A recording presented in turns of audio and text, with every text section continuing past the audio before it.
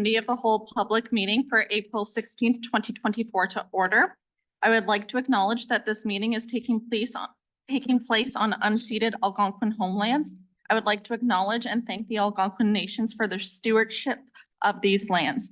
I would now like to ask if anyone has an interest to declare to please do so now. Seeing none, I would now like to call for a mover to approve the agenda. Trustee Jenkins, does anyone have any changes or additions to the agenda? Seeing none, all those in favor? And that carries. Moving on to the briefing from the chair of the board. Trustee Scott, can you please provide your briefing? Thank you very much. Last week, the OCDSB launched its Valuing Voices, Identity Matters Student Survey. This is an important survey that will help to address issues including bullying, mental health, learning, and student achievement. Parents and caregivers of students from kindergarten to grade 6 can complete the survey on behalf of their child, and students from grades 7 to 12 can complete their own surveys. The survey is open until May the 10th. We hope you will participate. For more information, please visit our website. Next, I would like to congratulate the Education Foundation of Ottawa for raising more than $63,000 through its Toonie Tuesday campaign. Thanks very much to everyone for your support. The funds will be used to help students and families across our district. Thirdly, the OCDSB is seeking a community member to serve on the audit committee. In particular, we're looking for a volunteer with financial expertise and business knowledge for a 3-year term on this committee. The deadline for applications is April the 30th, and again, more information can be found on our website. And finally, I would like to remind the community and those present here tonight that next week's board meeting will not be on the Tuesday as usual. It will be on Thursday, April the 25th. And that's my briefing for this evening. All right, thank you, Trustee Scott. Are there any questions for the chair? Seeing none, we will move on to the briefing from the director. Director, please provide your briefing. Thank you. Through you, Madam Chair.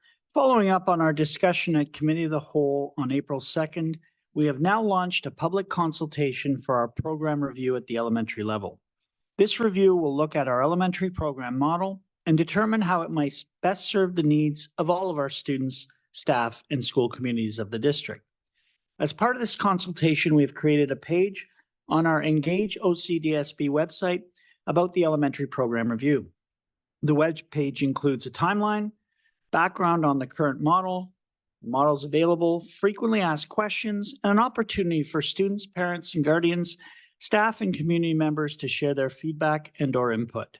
We encourage everyone to participate. More information on additional consultation opportunities will be shared in the coming weeks. In addition to the program review, I should also add that our Engage platform offers a number of areas for input, including the board member and student trustee expenses and support services policy, the advisory committee on equity policy, and the 2024-2025 annual operating budgetary process. Visit our website to learn more and to participate. On May 2nd, our Learning Support Services team will be hosting an event at the Confederation Education Center to help secondary students with disabilities navigate and succeed in their workplace. This event will support students in understanding their rights, how to advocate for themselves, and what services can help them achieve their full potential as a career. Also on May 4th, the Bill Mason Outdoor Education Center is having its annual Open Trails Day. This is the only day of the year when this 77-acre classroom is open to the public for everyone to explore. It's an amazing way to get outside and see the wonderful OCDSB resource with your family and friends. More details on these events can be found on our website. And to close, I would like to extend our best wishes to all of those in our community celebrating the Festival of Ridvan and Passover in the coming days. Thank you. All right, thank you, Director. I'm now looking around the room to see if there are any questions for the Director. I'm also looking to online if there are any questions. Seeing and hearing none. We will now move on to delegations for this evening. I would now like to call upon Tamara Tubb. You have 2 minutes to provide your delegation.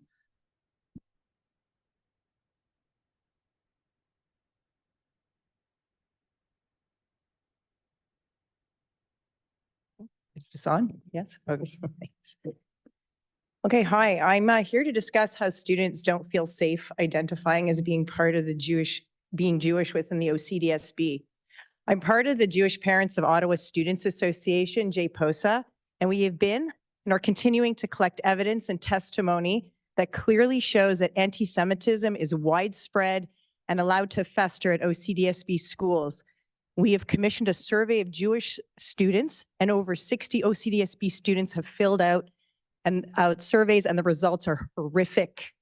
69% of Jewish students respond that they have felt unsafe because of their Jewish identity in schools. 59% of students have experienced or witnessed anti-Semitism at their school.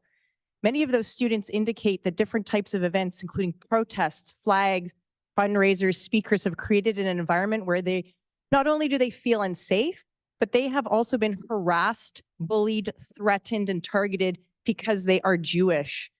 Many Jewish students at the OCDSB feel traumatized and scared. And these students, Jewish students, are the minority, small minority. They're targeted, harassed, and oppressed by other students who yield more power through numbers and mere presence. OCDSB is not adhering to their own policies when dealing with the needs and rights of Jewish students. And many schools have a strong undercurrent of Jewish hate that has been allowed to fester. And OCDSB is failing and has admitted to failing to keeping Jewish students safe, comfortable, and included in your schools. So my ask is that OCDSB acknowledges that there is a big problem with anti-Semitism at this board, that you uphold and implement your policies for Jewish students, you adopt Canada's and the province's definition of anti-Semitism, which is the IRA definition, and that you educate teachers and administrators on how to identify and appropriately address anti-Semitism in consultation with a recognized mainstream Jewish organization. And then finally, that you track anti-Semitism appropriately. Thank you very much for your time. All right, thank you very much for your delegation. I'm looking to trustees if there are any clarifying questions on the delegations in the room. So Trustee Kaplan-Murphy. Thank you for speaking tonight. Can you give us some examples? Do you have any specific examples of what the students have said that they've experienced? Yes, I do actually. I brought some with me. So I will give you just a few. Unfortunately, I have pages and pages and pages. So the evidence and testimonies. Tamara, Yeah. I apologize, but this is not a clarifying question. This is asking for additional information onto your delegation, so we aren't going to be able to accept this tonight. I disagree, actually. It is clarification because we hear often in very general terms about students struggling, and I'm asking if we can be more specific so that we have some idea of what we're talking about.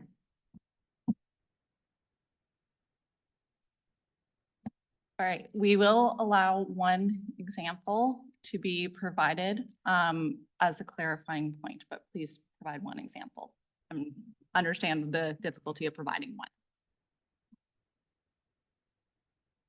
You want one example of pages and pages and pages of students' testimony of being bullied and harassed with anti-Semitism? You just want one? Really? With the understanding that there is many pages, it is a clarifying question, and unfortunately, we can only accept one at this time. Interesting. I'm assuming do you do that with all the delegates? One example? Okay. So I will tell you that one student wrote, and like I said, pages and pages, which you will see and hear about. You will get this information one way or the other. One student wrote, quote, "I had started wearing Judaica and a kippah around school Once I received a threat which targeted my Jewish identity, which led me to downplay how open I am about my Judaism. And like I said, that is one of many. And I would urge you all, if you take this seriously, to want to hear about this testimony of the kids who are in your schools, who are being harassed and targeted for their identity. So I'm a little baffled that you just want one example. I would assume as part of your duty to keep kids safe, you'd want to hear a bit more, but obviously that's your prerogative, so. So now we appreciate the delegation. Now the Director of Education, apologies, are there any other clarifying questions from trustees around the table? Seeing none, then the Director of Education would like to respond to a few items. Good evening. Thank you for coming to speak to us, and thank you for meeting with me some weeks ago. I know this is a concern for members of our Jewish community. It's a concern for us as an organization. Our equity team, centrally along with our school administrators and our staff in schools are working as diligently as they can to address a very complex issue. There's no question that we've got work to do, be it through our anti-hate protocol to address anti-Semitism and other forms of hate or discrimination. And we understand that there's more education to be done for all of us as an organization. That's our commitment to continue to work. I appreciated the time that you spent to inform me of the survey that you'd done with students in our system, and to talk about not only the issues we have, but most importantly, potential solutions. This is something we'll continue to work on, and we'll continue to keep lines of communication open with you and other members of our communities on every front when it comes to the kind of hate that we're experiencing. And I know that the current global conflicts, be it in the Middle East or elsewhere, don't make that any easier, that tensions are very high in some instances, and that we've got continued work to do. So thank you for sharing this evening. I know it's important work, and I know that we're not meeting all the needs. We're working on that, and we're learning along the way to try and make adjustments that try to get to the heart of some of the concerns you've raised, no question. All right, Thank you. Thank you very much for your delegation this evening. We are now going to be moving on to item 8, report from statutory and other committees. I will now call for a mover to receive the report of the Advisory Committee on Equity dated February 29th, 2024. Trustee Kaplan-Murth, are there any errors or omissions in this report? Seeing none, I will now call the vote to receive the report. All those in favor? And that carries. Moving on to item 8.2, I will now call for a mover to receive the report for the Special Education Advisory Committee dated March 6th, 2024. Trustee Scott, are there any errors or omissions in this report? Seeing none, I will now call the vote to receive the report. All those in favor? And that carries. Moving on to item 9, matters for discussion. I will now call upon the director to introduce report 24-057 technology plan. Thank you. Through you, Madam Chair, and as our Executive Officer Prue and his staff get positioned for this, very excited to share this evening our technology plan moving forward. My thanks to Executive Officer Prue and his staff for the incredible work in the preparation of this report. The digital integration, or the technological integration and transformation that our district is undergoing on a continual basis is a very exciting part of our work ahead on all fronts: learning, well-being, and social responsibility. And there's a number of elements that I'm sure will be discussion points. I'll turn it over to Executive Officer Prue and the team. Thank you for being here and for this presentation. Thank you, Director, and through you, Chair. Chair, trustees, committee representatives, we are happy to share with you the district's technology plan, namely transforming how we learn and work. I have General Manager Owens and System Vice Principal Anderson here today joining me to help you guide you through the plan. This is the second version of the technology plan. The first version was introduced in 2019. However, due to the pandemic, it was not promoted to the extent we had planned, but did focus the work of the Business and Learning Technologies Department. This version builds on the success of the first plan. It also aligns with the strategic plan and looks forward to emerging technologies and how they will impact our students and staff. As mentioned in the report, we engaged a third party to assist us in the review of the feedback from the previous plan and the work with our team to draft the next version, which you have before you. Being cognizant of survey fatigue, we leveraged existing feedback such as the wealth of information we received during appropriate use of technology policy consultation, the strategic plan consultation, the surveys conducted during the pandemic, as well as the surveys conducted with staff and students in the course of the first plan. In addition, the third party facilitated focus group discussions with staff and students. And I'll hand it over to General Manager Owens.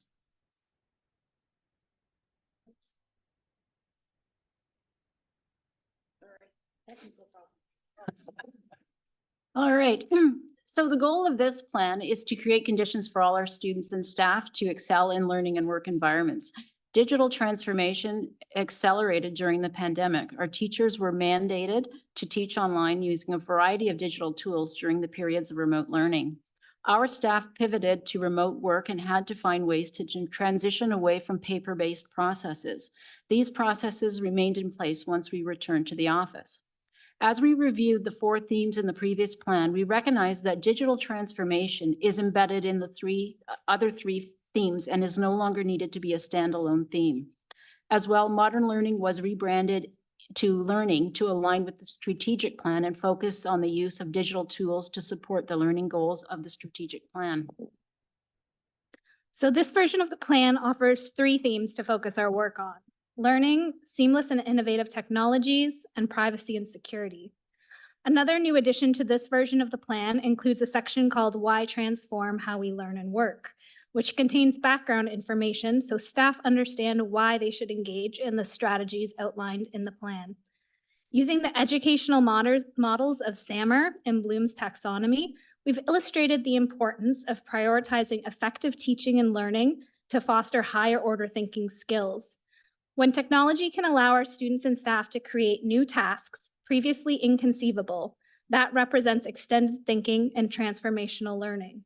The graphic of Bloom's taxonomy helps educators visualize how the higher order thinking and actions of applying, evaluating, analyzing, and creating build upon and combine with remembering and understanding. So in each of the 3 themes, the layouts are the same. We provide context to the readers, outline our goal, and connect to the exit outcomes. We also identify success criteria for staff, students, and the system, identify the measures of progress, and list the work to do. So in the learning theme, it focuses our work from the priorities in our strategic plan in relation to technology use.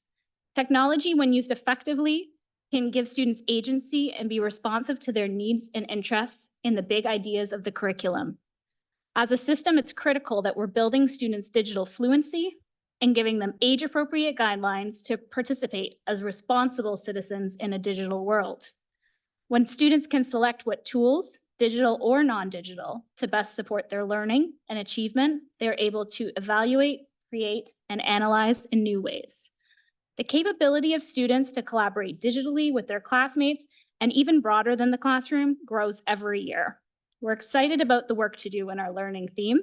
We're eager to continue working alongside central departments to support infusing digital technology into authentic learning tasks in a variety of subjects. We are also ready to be part of guiding the role of various emergent technologies, such as generative artificial intelligence, in our schools and within our organization. All in all, in the tech plan for 24-27, we're hoping that students can effectively learn about the curriculum, navigate their digital wellness, and begin to explore the social responsibility of being a user of technology. The theme of seamless and innovative technology emphasizes the increasingly ubiquitous nature of technology in our learning and working environments. Equitable access to technology is imperative in an era where digital fluency is synonymous with opportunity. It is essential that our students have access to the tools and resources they need, regardless of their socioeconomic background. A robust and modern infrastructure ensures students and staff can connect to the tools and resources they need. An artificial intelligence framework will provide guidance to our students and staff on how to use emerging technologies in a safe and ethical manner while using their critical thinking skills to discern any bias or misinformation in the tools. Overall, if we invest in our technological tools, we will be providing opportunities for our students to succeed and thrive in the 21st century. So the privacy and security theme focuses on protecting data, building citizenship, and securing technical resources. Privacy and security are essential safeguards in the journey of learning, facilitated by innovative technologies. Immersive virtual environments, artificial intelligence, and digital connections require new critical thinking skills for safeguarding personal data. Success for students involves demonstrating rights, responsibilities, and opportunities in a digital world. This includes building a safe online presence, setting healthy digital time limits, and increasing awareness of privacy and security practices.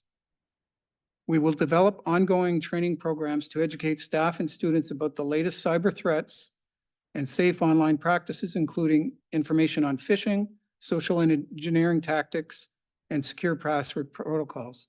Key areas of emphasis for this theme will be around building capacity for students and staff around privacy and security, implementing a cybersecurity framework, and maintaining business continuity, disaster recovery plan, and incident response protocols. So this is an overview of the BNLT Tech Plan and its three main themes: learning, seamless and innovative technology, and privacy and security. And I'd like to take this opportunity to thank General Manager Owens and System Vice Principal Anderson and their respective teams, because there was a lot of work put into this and they did an amazing job. So thank you very much. And we will be happy to take any questions you may have. All right, thank you very much, staff, for sharing the presentation. I do have a speakers list started. I would just like to let everyone know we are having a few tech issues with the timer, so we're going to do our best to let you know. We're going to be timing on our phones, and we'll try to give you a 10-second warning before you run out. Apologies for the inconvenience. So on my speakers list, I have Trustee Lyra, then Trustee Nash, and then Seema, and then Trustee Kaplan-Murth. I can put me at the bottom of the list. I'm going to do the second. Thanks. Okay, no problem. So Trustee Nash, and then Seema, and then Trustee Kaplan-Murth, and then Trustee Lyra. Trustee Nash? Yes, and through your chair, and thank you very much. I apologize for coming late to your presentation. I did read the note that you provided, and specifically on page 2 of your note, under item 6, refers to an equitable access to technology model will ensure that students have the tools they need to learn both at home and at school and at home. How does that happen operationally? So a kid, and just to provide. Good question. So one of the goals on seamless and innovative is prepare equitable access to technology plans. So we've actually been working for about a year now, planning what the next version of our equitable access to technology plan. So I don't want to call it a one-to-one plan because it's more encompassing than that. It's actually looking at all grades, K to 12, staff, teachers, everything. So it's an all-encompassing plan. It's still draft at this point, but probably about a month away from being complete. And we will come back to this group with that plan. So you'll have a better understanding of what that looks like. But it's an all-encompassing plan. So Thank you. And through you, Chair, may I ask a second question? I've heard from a number of parents, actually a number of parents wrote to me once the news was out that we were taking social media to task in terms of the harm that they're inflicting on our students. So one of the things that I was asked is, what are the guiding principles for tech use? When is it time to turn off because it's not the best tool for the job? Sticking to only purposeful use of tech in schools. Can you shed some light on the guiding principles for educators? thank you, and through you, Chair. I'll start that off and then I'll hand it over to my colleagues. But we continue to work on that front in trying to build capacity for educators, but even more so next year with the addition of 3 new coaches. a lot of work will be done around that front. But again, I'll hand it over to my colleagues to give more details on that. Through you, Chair. We do have an appropriate use policy and procedure, and at various points in the student's career, they're supposed to review that. We've also encouraged teachers to review the student-friendly language that's in that procedure with the students to talk about how, their appropriate use. In the classroom, it's up to the teacher to set guidelines in terms of how technology is used, when it's used. It varies from class to class. It varies from grade to grade, depending on the circumstances, but it's really something that the teacher is supposed to work on collaboratively as part of setting the classroom conditions and the expectations in the classroom. Sorry, thank you. And that's all through you, Chair. Thank you. All right, thank you, Trustee Nash. Next on my speakers list, I have Seema. Oh, hi. Thank you for that presentation. Actually, it's just a little bit of a follow-up from the previous question on the accessibility and inclusivity of that. I guess I won't ask the questions that I had because I'm hearing that you're going to bring a more in-depth presentation on that piece. The one thing I would ask is that if you're able to, when you bring it back, to see how it is inclusive and accessible, like by particular marginalized communities, like Indigenous communities and persons with disabilities. I'm interested to know how it is going to be accessible for that. Like what tools have you taken to ensure that the usage are inclusive for that community and racialized and socioeconomics and so on? I'm assuming that's what you're going to be presenting. Yes, thank you through your chair. Yes, it'll be an all-inclusive plan that'll be coming forth very soon. So, okay, I can wait then. Thank you. Thank you. All right, thank you, Seema. Trustee Kaplan-Murth. Thank you, through you, Chair. I'm thinking about some of the things that you've laid out here, and also, as my colleagues have mentioned, thinking about it in terms of our concerns about social media and harms to children.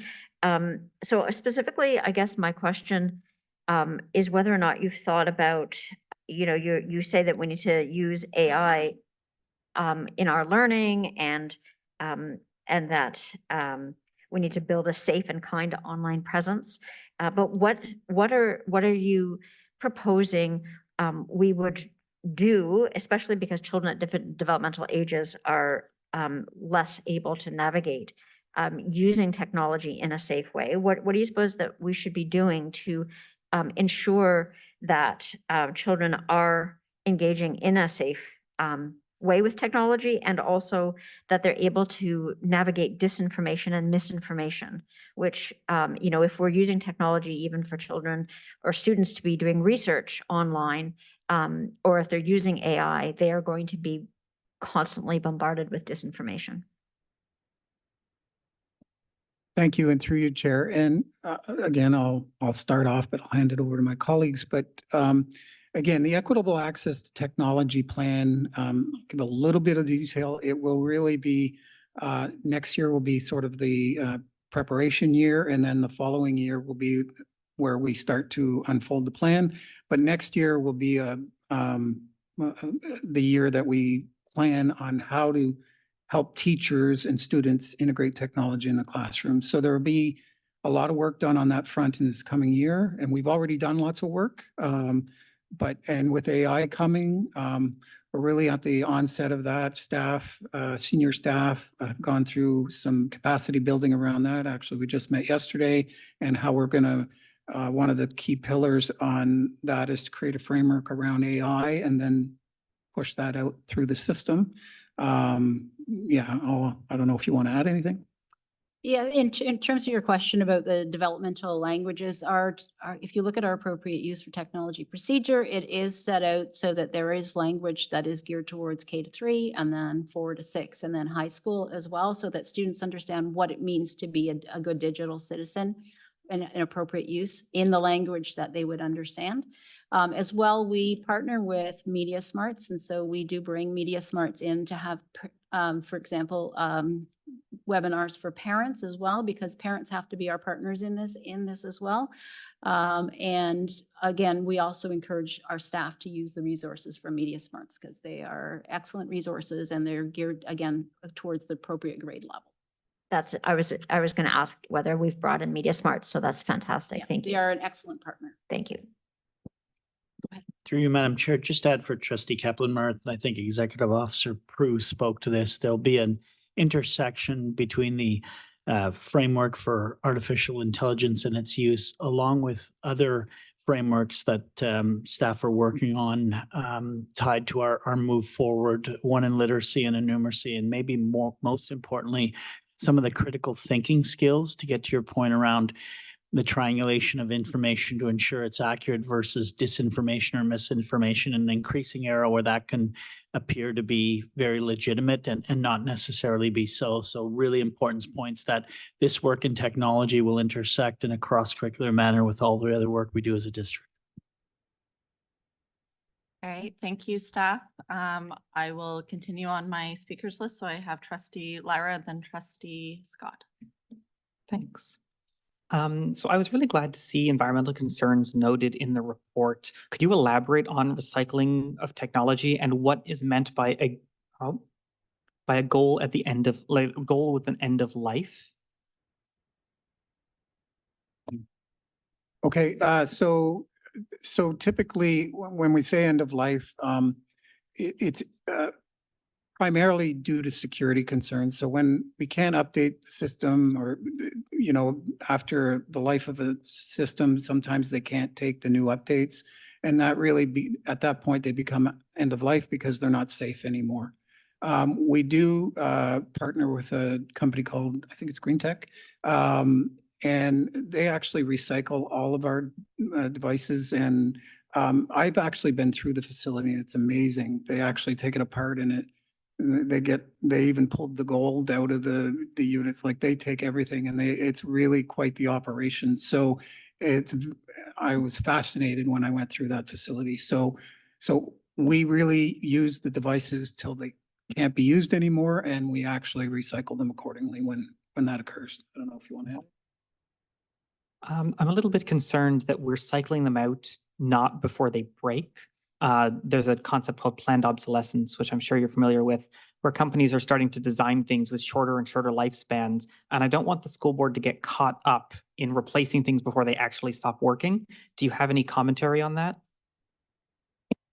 Yeah, so, and maybe General Manager Owens can speak to this. We really use them until they can't be used anymore. So, yeah, we're at this point leveraging them till they can't be leveraged anymore. So I don't know if you want to add anything. So. Yeah, obviously security is of utmost concern for us. We don't want devices on our network that are going to be at risk. So what we do is we assess that risk. So for example, our Chromebooks have like you said, a planned obsolescence date, but we often keep them an extra year and sort of assess that risk during that year and leave them in the school so that the students can still have access to them, but we don't count them as towards their ratio of devices. So it's sort of like extra devices. Recently, though, Google has extended their length of time that they allow for a device. So we're actually probably going to start seeing our devices break before they actually are end of life. I'm very glad to hear that they're lasting longer than we thought they would. So you talk about Chromebooks, and I'm going to talk a little bit about laptops. One of the things that we as a district try and do is prepare students for the world ahead of them. And a lot of function works better on laptops or on desktops, on PCs, on Windows that cannot be done on Chromebooks. I'm wondering if you think we are adequately preparing students for the world of work or the world of university or the world afterwards if we're only training them on Chromebooks. Thank you, and through you, Chair. So yeah, we're doing a lot of work on that front. So there's a technology called Azure Labs. It's sort of like a VDI technology, basically a desktop in the cloud. And so it enables us to use Chromebooks and then still log into a Windows desktop. And then at that point, we could offer additional Windows support. So we're actively looking at that, and I think we have a pilot going on. And the nice thing about this is it's not tied to the device. It's actually a student can then go home and use it on any device at home. And so back to a question related to equity, this really narrows the gap on equity. So yeah, it's interesting technology that we're already piloting, and we anticipate being ready for prime time very soon. So I don't know if you want to add anything. Yes, so through you, Chair, I just wanted to add that the nature of technology is changing quite significantly, and now software is in the cloud and not on the device. So really, the device is really just a portal out to the software. So many of our students are using a variety of tools and getting exposed to a variety of tools. They can still use Microsoft products on a Chromebook because Microsoft is now in the cloud. So all 4 boards in Ottawa are using Chromebooks. They're all Google boards, and many of the boards in Ontario are Google boards. And it's been about 10 years that we've been doing that. So we've had a lot of students graduate and succeed and go on to many things. So we don't feel we're disadvantaging the students. Okay, thank you. So we talk about measures of progress and how you plan to measure progress in the report. You say that you're going to have 50% more educators using technology and 50% more student voice. And I'm wondering if that's additive or multiplicative, and how you intend to, what data you're going to have to back up the claim that we're going for 50% more. So yeah, so we're going to be looking at all the data that we had previously in the previous plan and summarize. We have that gathered already, and we're going to go through some surveys going forward. And we're hoping, or we will be identifying the increase, and we'll be monitoring that through the span of the plan. So I'm not sure if that answers your question, or if you want to add it. I'll break it into 2 halves. Oh, sorry, go ahead. I was just going to say, I wanted to just clarify that the statement says that 50% more educators are using technology effectively. So I just wanted to clarify that the question isn't about more technology use, it's about how the technology is being used. Yes, and I'm wondering what specific survey or what specific data points are we going to collect to be able to say we are getting 50% more people using technology effectively? So we've been working very closely with the Reed department on gathering our data. And so they help us design the surveys. And we've had, like Executive Officer Prue said, we've been doing in our previous plan, doing surveys, gathering those data points, and then we'll continue working with Reed to gather further data points using the questions that Reed suggests that we add to the surveys. One of the challenges we've had in the past is getting staff to fill out our surveys. We will write surveys and we might not get 100% return rate on our surveys from our staff. And I'm wondering how we're planning to fix that or correct that, or if the only data points that we're planning to collect are going to be those based on staff voluntary responses. Happy to support in terms of how the REIT team will look at it. We'll look at a mix of qualitative and quantitative data. Certainly, we'll never get 100% response on any survey, right? But the qualitative piece will equally be important. So that might include, for example, questions from educators about how comfortable they feel in terms of their use of technology. Do they feel their capacity has grown? Are there any areas where they identify opportunities for growth? That might also come through conversations with the Federation partners and what they're seeing in terms of concerns from their members. So there are different ways to assess that. Okay. When this comes back, I'd love to see something specific on how we plan to collect that data. On the topic of student voice, I'm wondering how we plan to use student voice in an area we might strongly disagree with it. For example, if we ask and students come back strongly and say AI should be allowed to be used in the creation of essays, generative AI, and we really think that is detrimental to education, how do we plan to work with that? Or do we plan to take a teacher knows best approach when it comes to emerging technologies? So through you, Chair, So when we're developing the framework around AI, we'll be getting feedback from students, teachers, and several groups to try to get an understanding of what that framework should look like. So that work will be coming, and we will definitely want to hear student voice, but it'll be everybody's voice that we want to hear, and we'll build the framework accordingly. So to be determined, but I hear what you're saying. So. Okay, my next question is kind of long, so I'm going to jump back on the list. Thanks. All right, thank you, trustee Lyra. Trustee Scott?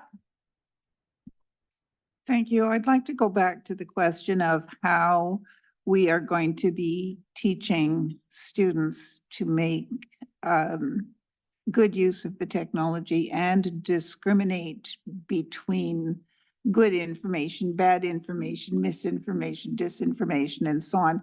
Who is actually going to be taking the lead on providing that instruction/training? Is it going to be coming mostly through BNLP, or is it going to be much more tied to program and learning? So I'll start off, but with the integration of technology and leveraging these tools going forward, we are going to be kind of starting that work in the BNLT department under the academic team. But we're going to be working closely with PNLI and LSS, and we're already working with them closely on these types of things, including AI. So it'll be a joint venture on how to ensure that we're integrating these technologies and that everyone is on the same page. But I'll hand it over to Assistant Vice Principal Anderson.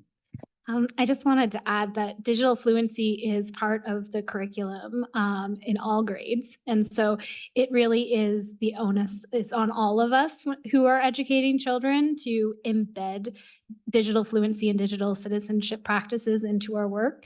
And so what we see in classrooms is when we're creating the conditions at the beginning of the year of how we are going to engage in our classrooms, this fits in very nicely to set the conditions and the expectations of how students are going to engage with themselves in person and online.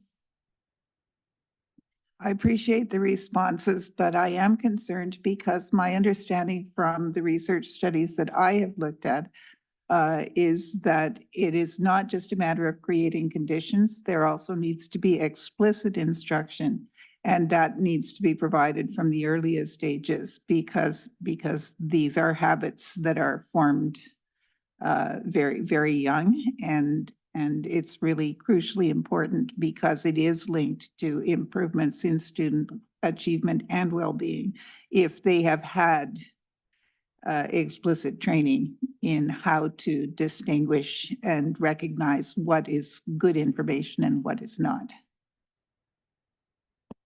Through you, Chair, yes, that work is happening in the classrooms. It is like Assistant Vice Principal Anderson said, it is part of the curriculum. So teachers are teaching that, and we are sharing the resources, for example, from Media Smarts that have explicit lessons on those topics. Do I have a time for another question? Thank you. And the next question I wanted to ask was, again, looking back at the question of measuring, how do you tell that 50% more educators are using technology more effectively? And I guess that makes me ask, how do we know that 50% are using technology effectively in the first place? Because surely the ultimate proof is in the pudding in student achievement and well-being data that would show whether or not it is, and it still can't easily be distinguished from all of the other good things that are happening in classrooms. So when you come right down to it, you know, really, how are you going to measure it? So thank you, and through you, Chair. So again, we've already been gathering data, and we'll continue to gather data with the help of Reed, but we'll try to be able to answer those questions more closely as we return. But we will ensure that the data points are clear. I don't know if anybody wants to add anything to that. So. I think, Thank you. That's through, all my- oh, sorry, through you, Madam Chair, one of the things that, we need to keep in mind is as students have more access to technology, so do educators. And, so as those systems change, we also can look at data points within those systems. So for example, and I can't speak off the top about what data we can pull from the learning management system, but you look at learning management systems as an example and you say, okay, so teacher websites, how many teachers have websites? How often are they being used? Like we look and see what is available within the software and can we use that as an analysis to support us? So I think that what the team has done is a good job in terms of setting out some goals and areas for metrics. And the next stage in the project is to take a look in more detail at what those metrics might be and what the cycle of a reasonable cycle of reporting on them would be. And if I have time for one more question, thank you for that. Over the last couple of months, certainly we've been hearing a lot about the use of cell phones in classrooms and in schools generally. How is that going to intersect with the technology plan in terms of students bringing their own devices and wanting to use their own devices at schools? And will we be developing any better methods other than teaching appropriate use to manage excessive or inappropriate use of cell phones or other personal devices?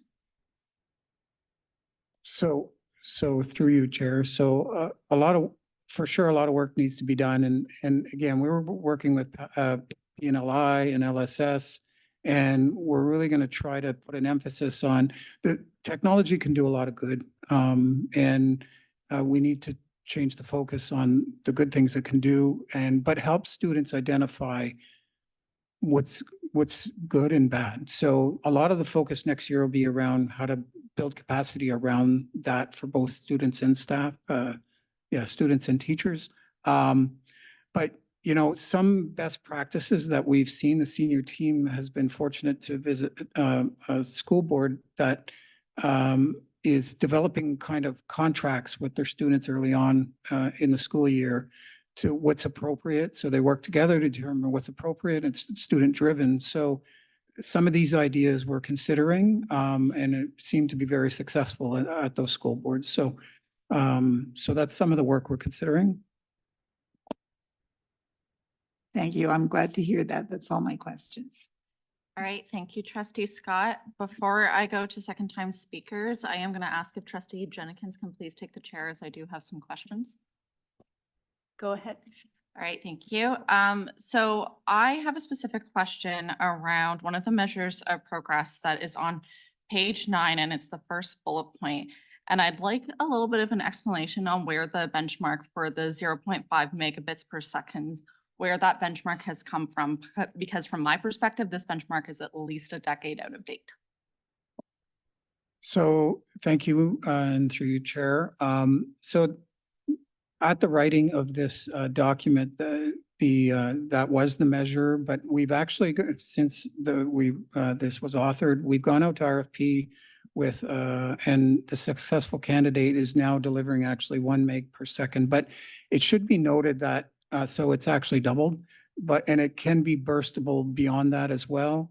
But this is all pooled together. So for instance, in a school that has 1,000 students, the pipe would be 1 gig. And it's, you know, if nobody's on, one student would have a gig of traffic. And and right now at none of our facilities, the utilization is, you know, usually hovering about 50–60%. So it's never an issue.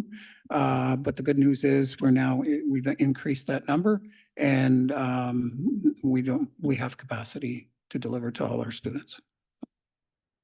Any further questions, Trustee? So just to clarify then, this is now going to be 1 megabits per second is the new benchmark. And the reason that it's not in this report is because when this report was written, we hadn't gone out to RFP, just to confirm. That's correct. Okay. I'm sure So I'll have more questions. It's a very fast moving industry. So yes. Okay. I am sure I will have more questions, and I'm very excited to see the further benchmarks when this comes back. That's all my questions. Chair, back to you then. All right, thank you very much. Going down to my second time speakers list, trustee Lyra. Thank you. I'd like to start by asking which school board has the contracts between the students and the administration? The school, no, the teachers and the students. So it's a school board in the States, the Anaheim. I can't think of the actual, but in Anaheim, so there's they recently had an AI symposium and all the work they're doing around technology. And so some of the best practices we've seen, and I'm not sure that it's district wide. Again, this is sort of teachers working with their students. And, there's going to be a shift in how teachers and students work together in this new age. So a lot of good work is being done down there, and we want to try to replicate some of that. So it was a lot of good learning. So certainly sounds interesting. So back to the report. The report notes that you're going to cover the printing costs related to this report in the budget. What are your projected costs for ensuring equitable and inclusive access to technology? How much of the budget are you going to come asking for? So at this point, so through you, Chair, at this point, it still is draft, and there's been a lot of time spent on the costs, and because we're trying to make sure we can do it fiscally responsibly. And so probably a good of the past year, about half a year of it's been focused on the financial piece of that. So when we come with that comprehensive plan, I've been working with Associate Director Gerrois to ensure that we can move forward on this, not only this year, next year, and several years after that. So we've been planning, I think it's almost 8 years out to make sure that we can make this work. I hope that answers your question. When we come back, can we put a number, an approximate number to it? I'm seeing some nodding. Okay. And that includes our commitment to adaptive technologies for students with extra educational needs, right? Through your chair, yes, that is correct. Okay. So I also had questions about your benchmarks. 99% uptime seems low for a standard. In a given year, that means you'd be out for 87, 88, 89 hours. And that seems like a lot of downtime. And yeah, so you're referring to 4 9s and 5 9s. So yeah, we do try to reach 5 9s for sure. 4 9s actually. 5 9s be a little tight, but we do try to work towards 4 9s. So this is probably a low benchmark, as you suggest, but we do work towards 4 9s. So All right. So what research has been done into the procurement of open source software or alternatives to the software as a service programs that we currently purchase? sorry, can you clarify? Sure. So the district has a significant number of software as a service programs that we pay for. What research, if any, has been done into open source alternatives or open source software that we could use to replace some of the things that we pay for? So yeah, there's a lot to that question, but so we have our procurement processes that we go through, and any vendor is welcome to use open source in their bidding process. And I think in some cases they may have, and then we go through the normal process. So we have guidelines we have to abide by. And if the open source vendor was successful, then we wouldn't have any concerns. And not on a large scale, but some of the smaller applications, we're actually in the past year and a half already have been leveraging several open source softwares that we're already putting in place. Yeah, so I think a half a dozen or no, a full dozen or so, somewhere around 10 or 12 applications. So we leverage open software where we can and where it makes sense and where it's secure. So. Okay, glad to hear that. I'd love a list of the ones that we've adopted, but that's not super important. Student data security is important to me and it's important to our families. Do we intend to keep all of our student data inside Canada? And how does migrating to a cloud-based service impact our ability to control that data? Through you, Chair. So we always primarily try to store our data in Canada. And when that's not achievable, we're always in line with other school boards in the province. So we're all in the same path. So, and further to that, if it can't be in Canada, we do follow the Privacy Commissioner's guidelines and ensure that the data is owned by us. And yeah, so. And adopting a cloud service instead of hosting things locally means what? From a security perspective, yeah. So thank you and good question. As the industry shifts to cloud-based, all the resources are going to support and secure those cloud-based resources. So the on-prem versions are actually not getting as much attention and are not as safe. So the industry is just naturally moving there, and it's just forcing us to go in that direction if we want to be more secure and safe. They're not, that wouldn't be the case in all aspects, but you know, the industry is moving in that direction. So we're noticing that shift. And in some cases, when we go out to RFP, we don't get an on-prem option. It's just cloud or nothing else. So. Okay. Is the data that we leave off-prem encrypted? Through you, Chair. So the answer would be encrypted at rest and in transit as well. Okay. All right. So what data will we use to determine the number of privacy breaches have dropped by 50%? So we know there are a number of privacy breaches. We're just hoping it's going to be 50% less. And if it's not, what is our remedy for that over the life of the technology plan? So I might get my colleague to, so we do track that. So we'll be, so that's one we can definitely get. So we'll be able to see that. And the way we're trying to address that is, and we mentioned that in here, is educate, right? So a lot of privacy breaches are just related to capacity building and helping. So as we build capacity throughout the system, we should see a shift in the number of privacy breaches. Through you, Chair, just to add to that. So it's actually General Counsel Sinclair's department that handles privacy breaches, but we assist, of course, whenever technology is involved. And so they do track all of the privacy breaches and do provide yearly reports on the number of privacy breaches. What we do find, though, that the more we educate about privacy breaches, what constitutes a privacy breach, the number of breaches will go up at first, and then we will eventually see it decline. Where are we on that curve? Are we still in the upswing or are we starting to come under the downswing? Through you, Chair, the numbers vary from year to year. I think what we see is the kinds of privacy breaches will change based on the education that we're doing.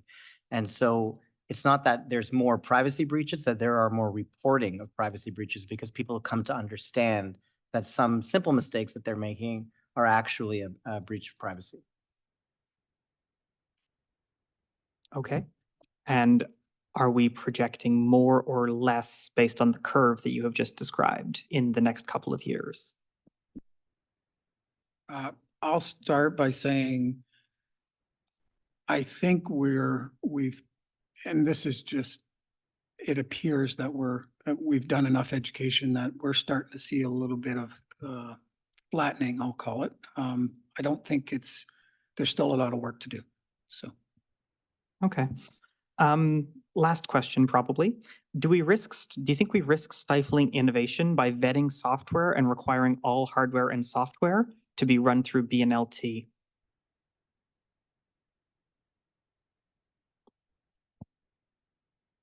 So through you, Chair, you raise a good point that definitely we want our educators and our students to be able to use the tools that they need in order to accomplish their tasks. And so what we try to do is create a catalog of very robust and variety of tools so that they can do what they can. What we're trying to avoid is duplication, because we just don't have the resources to be able to keep monitoring because we have to check these on a regular basis to make sure they're still secure and safe.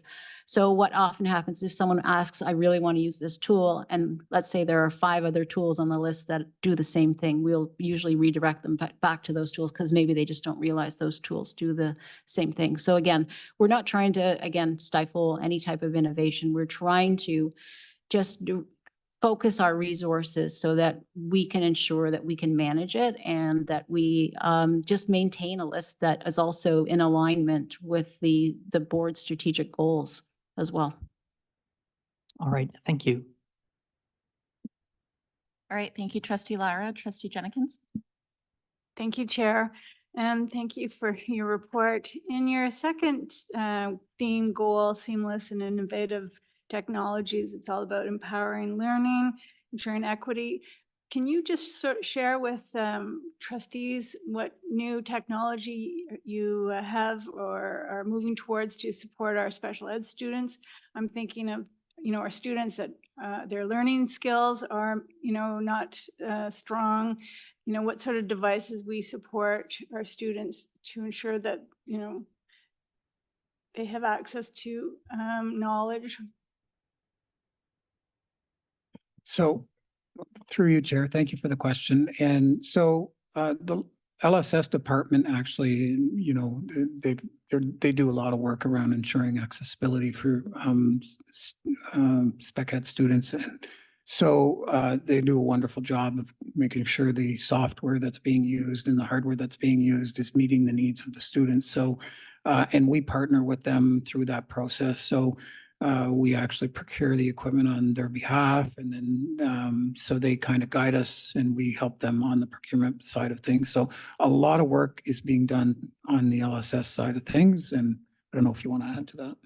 Yes, through you, Chair. So, we use the universal design for learning as our guiding principles in terms of what tools we procure for our students. So what that means is we want our special education students to be using the same tools that the rest of the class is using, but still make sure that we're meeting their needs. So we have a variety of tools, for example, the software that reads out the text to the students, or that has the predictive text, or that simplifies the text. This is a tool that's available to all students. So there might be some students who might not be identified as having special needs, but for example, might be an English language learner, multi-language learner, and that might also benefit them as well. So we're always looking for tools that will assist all of our students, but again, also address these specific needs that are in the IEP. That being said, there are also students that have very targeted, very specific needs, and our special education amount funding is what we use to make sure that they have the appropriate devices and software. And if I can add through you, Chair, in a lot of cases, well, in most cases, the devices being used by our special education students are the same devices being used by other students. So, there's a bit of equity there, so as well. So.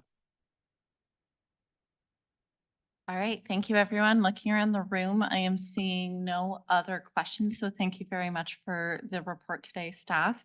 I'm going to look around the room, and do folks want a 5-minute break before we go to the next item, or do we want to power through?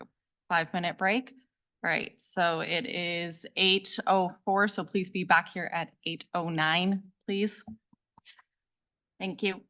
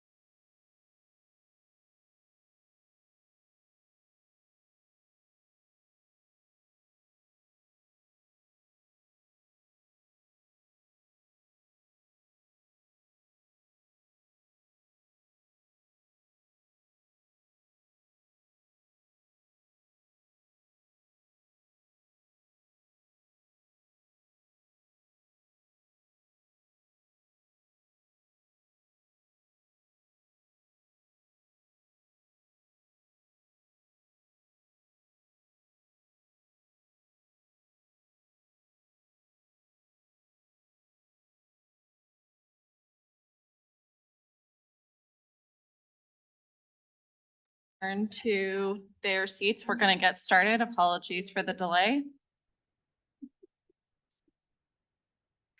All right, so moving on, I will now call the director to introduce report 24-058 mental health strategy.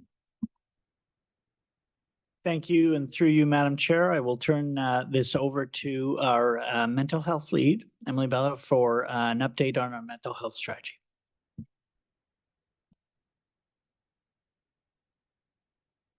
Thank you, Director, and through you, Chair. I'm pleased to be here this evening to talk to you about the new mental health and well-being strategy. Before I get into the strategy, though, I wanted to highlight a couple of important pieces that have come forward in the last couple of years.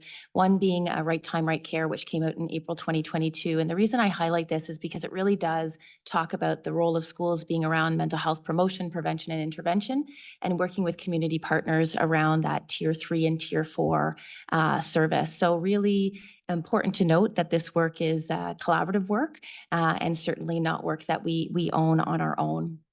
It's also important to highlight the requirements for all school boards that have come out through PPM 169.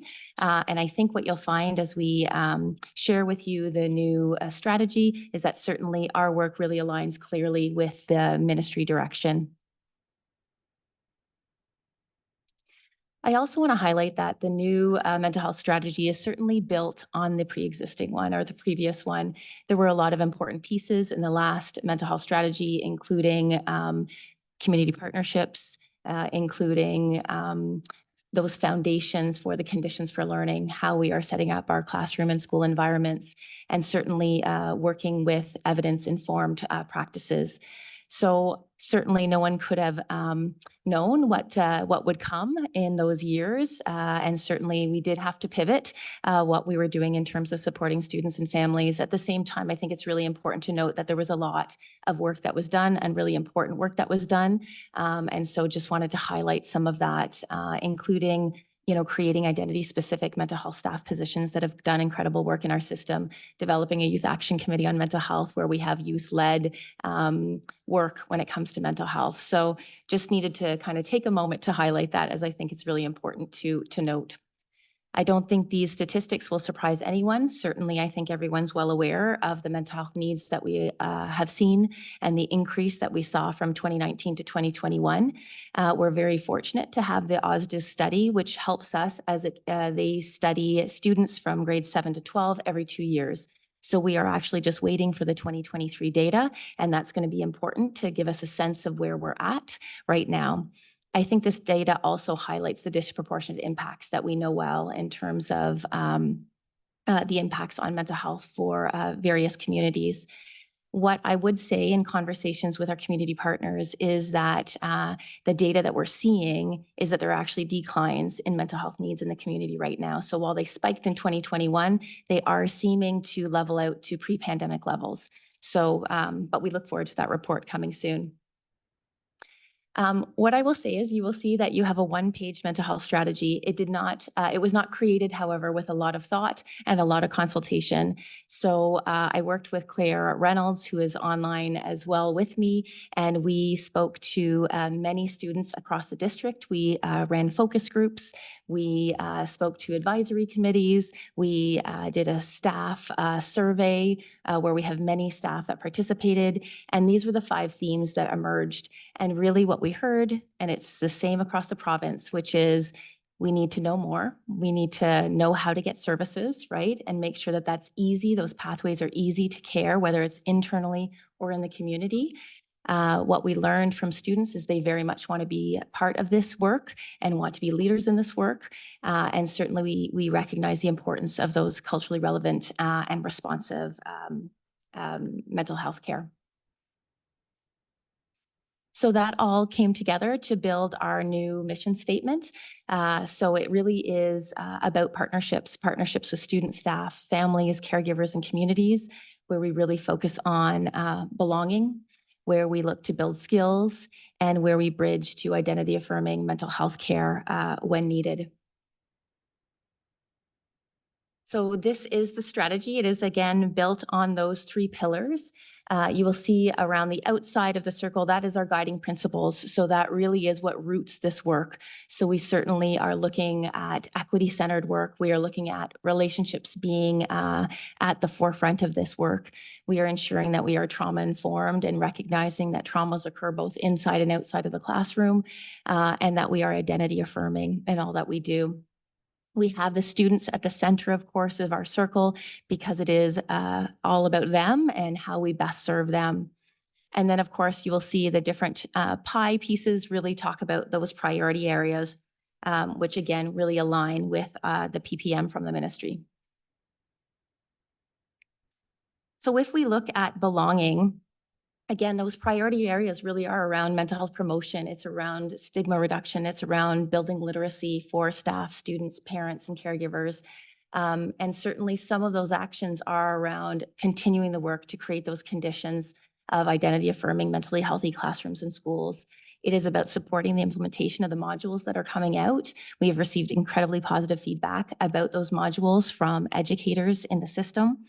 It is about certainly creating and continuing the work that we're doing with safe schools on restorative practices and building community circles in classrooms, because we know that it creates a sense of belonging with students.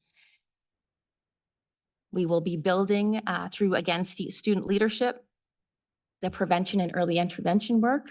We will be organizing an annual symposium for students, and certainly hope to have students help to lead that work.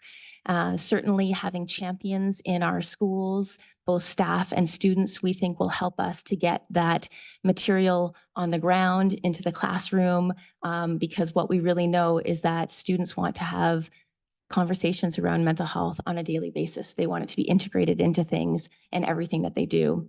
We also will start and continue to do groups for some of the students that in particular we know need extra care and extra support. And so we have been doing groups and will continue to do groups for those equity deserving populations. And then finally, with bridging, we're really looking at that community collaboration. As I said, this work cannot be done alone. It is important work that we do in partnership with the mental health agencies in the city. And certainly looking at those intensive service pathways. We hear from families often, they don't want to tell their story 14 different times to different people, that we need to be really intentional about how we are working in partnership with community. We also know around attendance and re-engagement, and how after COVID, we certainly have lost some students through this process. And so having a really intentional strategy around how we are going to re-engage and how we are going to work with community in that is essential. And then, of course, we need to continually update our policies, our procedures, our protocols, looking always through a trauma-informed lens. So the success indicators are vast, but these are a few certainly that we hope to accomplish. What I will say as well is that with this new PPM, there are lots of accountability measures in place in terms of the reports that we are doing to the ministry on an annual basis. We are providing board scans and data scans to School Mental Health Ontario. We are continually working with Claire Reynolds, as mentioned in program evaluation, around when we are rolling out new programs. Do we know, are we hearing from students and staff that they are effective? So that is a continual piece. And what you will see is the action plan. The action plan will be provided every year. It will be sent to you as trustees before it is posted publicly, and this will identify our key actions for the following year, as well as the indicators of success. So this just provides a bit of an example of how our overarching pillars guide the work, then with our priority areas down to our key actions and success indicators. And so with that, I welcome your questions.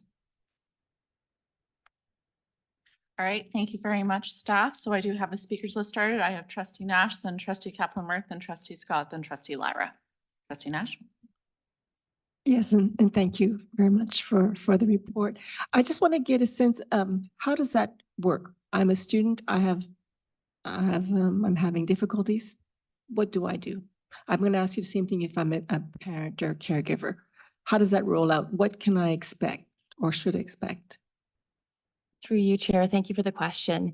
I think the starting point is speaking to a safe, caring adult for the student in the building. So whether that is a guidance counselor, whether that is a teacher, whether that is an educational assistant or an administrator, they would first be identifying that they're struggling. Or if they don't feel comfortable with that, we know that we have done a lot of training with staff to notice when they see changes with students. And so they too may approach the student to say, hey, I've noticed that things are difficult right now. Do you want to talk about it? And then through that conversation, they would identify what the needs of the student are. We have multidisciplinary teams that are connected to every school across the district. So there are speech language pathologists, psychology staff, social work staff. There are itinerant educational assistants. And so they are accessed through their multi-D team. A student is brought forward, whether it is identified through a student or a parent to those meetings. And then at that time, they discuss what the best plan is to support that student. Thank you. I have a follow-up question. Issues can happen, obviously, after school, on weekends. How do we ensure that there's that help provided? Through you, Chair. So we have done quite a bit of work. We both have many of the crisis services and community services on the website. We talk about them regularly in PA days, and we know that guidance staff, administrators, and others are sharing those with their communities. We hold many speaker series as well to kind of promote what those services are. So it is a continuation. I think it comes back to this is all of our work. So ensuring that educators and everybody that is working with those students on an individual basis have that knowledge and information is key for us. So that is how I would say that we are getting that word out there. I will say, Trustee Nash, that we feel we are doing a good job of that educating. We do continue to hear from students they don't know where to turn.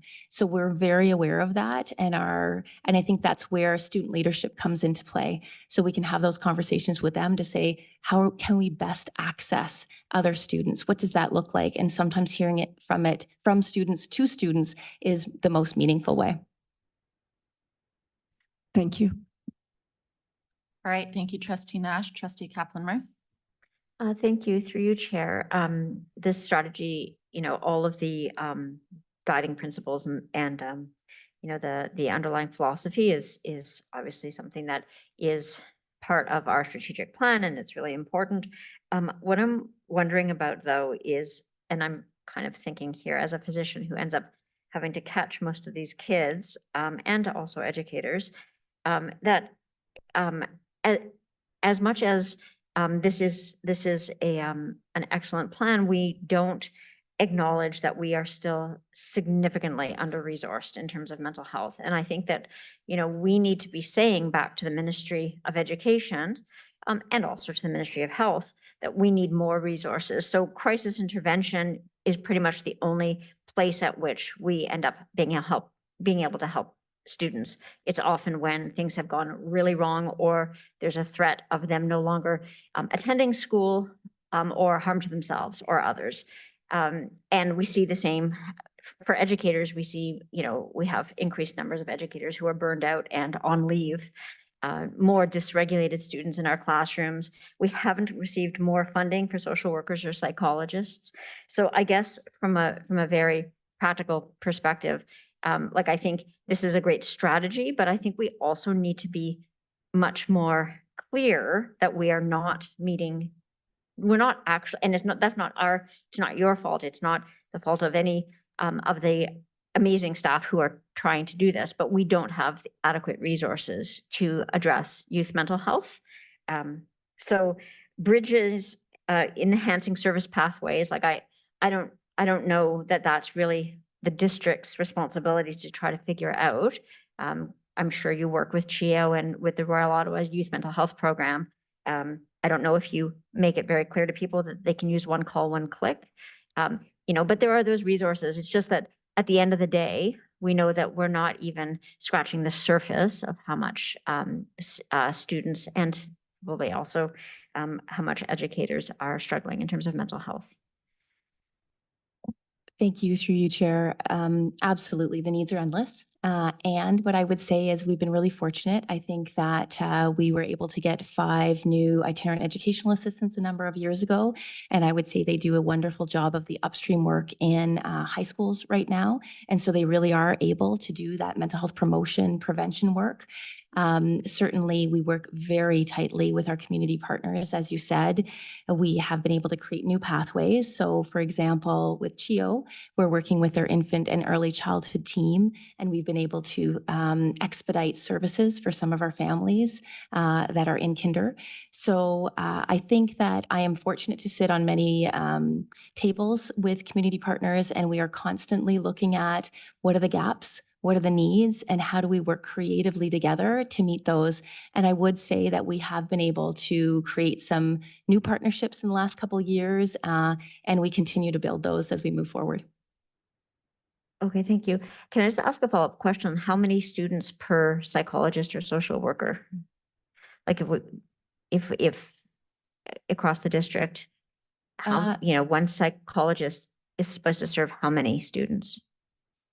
So through you, Chair, that's a difficult question to answer. And why that's difficult is because the caseloads vary depending on our psychology, social work staff. We have some that are in our urban priority schools, and we have full-time social worker in those sites. We have others that have central responsibilities, and we have other social workers that are carrying 7 or 8 schools. So it really depends on that. And we try to be really intentional about where we put our psychology, social work, itinerant educational assistant staff, and really make sure that the services are meaningful. And where there are gaps, again, try to link up with those community partners to help us out, whether it's YouthNet through presentations, whether it's the ROH early intervention program. Again, we are fortunate, I would say, in this district to have many partnerships. And that's all your questions, Trustee Kaplan-Meier? Yes, thank you. All right, perfect. Thank you. Moving on my speakers list, I have Trustee Scott, then Trustee Lara, then Trustee Jenkins, then Lily Miller, then Seema Lama. So Trustee Scott. I'm hoping this is an easy one. And that is you said there would be an annual action plan developed and that would be shared with trustees. At what point in the year do you expect those will be shared?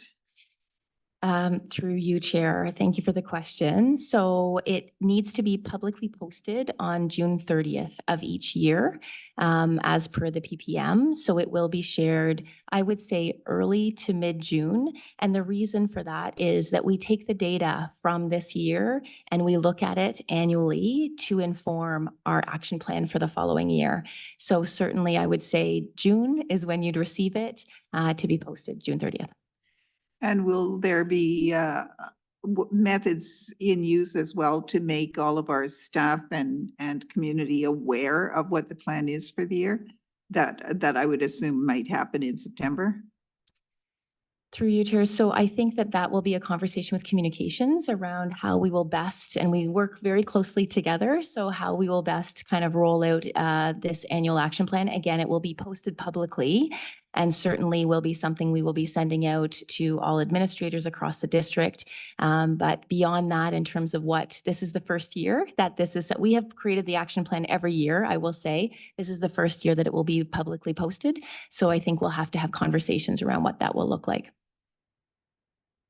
I have to say, it's really exciting that it is going to be publicly posted, because if there's one thing that I've heard regularly for a long time from students and from families and from staff is we don't know where to go for resources. We don't know what to do, who to ask. And if the plan gives them some sense of where to go, what to do, who to ask, that will be a huge good thing.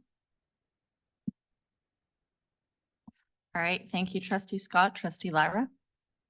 Thanks. I'm going to start by saying I really like the inverted pyramid graphic on the in the report. I don't remember what page it was on. That clearly delineated what you consider to be the responsibility of the school board and what you consider to be the responsibility of community partners or external health organizations. I thought that was a very informative graphic. Are there in your opinion, is the primary problem people don't know where to go for resources, or is the primary problem there are not enough community resources and all the ones that we point people to have wait lists longer or are unable to take the students that we're pointing to them? Through you, Chair, it's an important question and difficult to determine. What I will say is, and I will say that pyramid, inverted pyramid, is from Right Time, Right Care. And that's the vision. As we move forward, we hope to certainly get to that place. What I would say is that there are some community partners that are saying they actually don't have wait times for some of their drop-in services. And so that is true, that there are some that people just don't know about perhaps, and we need to again come back to creatively, how are we going to ensure that students and families know that information? Yes, we post it on the website. Yes, we have conversations, but clearly it's not getting there. And so those are community conversations always. I would say it depends on what resource that they are trying to access though. Some certainly have long wait times. And as I said, I would say in particular, Rita Wood shared recently, they do have some services available and are not necessarily always having their spots filled through one call, one click. So I would say it depends. I know groups like Rita Wood specialize on addictions. And so there might not be a demand for addictions, where there might be an incredibly high demand for anxiety or depression.